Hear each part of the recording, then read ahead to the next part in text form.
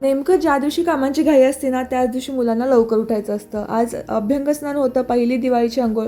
नेमकं राजनंदिनी लवकर उठली. मग काय तिलासुद्धा आवरलं. तिलासुद्धा उठणं लावलं आणि कसंबसं तिने लावूनसुद्धा घेतलं. त्यानंतर तिला आणि तिच्या बाबांना ओवाळलं. तिनेसुद्धा तिच्या बाबांना ओवाळलं. आमच्याकडे नरक चतुर्दशी दिवशी म्हणजे पहिल्याच दिवशी नवऱ्यालासुद्धा ओवाळतात. आणि मग तिने काय बाबांना पण टिका लावला, छान छान गोड गोड पापा दिला. राजनंदिनी या ड्रेसमध्ये खूप क्यूट दिसत होती आणि पहिल्यांदाच इतक्या वेळ तिने चुनरी गळ्यामध्ये ठेवली होती. त्यानंतर चहा नाश्ता केला आम्ही आणि बाल्कनीमध्ये या झाडाला ना खूप कळ्या आलेल्या आहेत आणि मी जास्त खुश होते हे पाहून. त्यानंतर नरेंद्रच्या ऑफिसमध्ये गेलो, कारण आम्ही मैत्रिणींनी ठरवलं होतं की एक छान दिवाळी पार्टी करूयात आपण.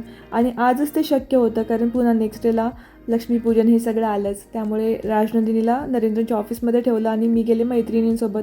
तिथे गेल्या गेल्या पहिल्यांदा तिथलं जे ॲम्बियन्स किंवा जे लोकेशन होतं इतकं भारी होतं की मैत्रिणी आम्ही सगळ्या फोटोजच काढू लागलो. त्यानंतर मग ऑर्डर केली. आता इथले जे काही पदार्थ होते ना, यातलं मला काहीच कळत नव्हतं ॲक्च्युली. पण मी साऊथ इंडियन, नॉर्थ इंडियन किंवा महाराष्ट्रीयन फूड जास्त प्रिफर करते. पण मी ट्राय केलं आणि छान होतं.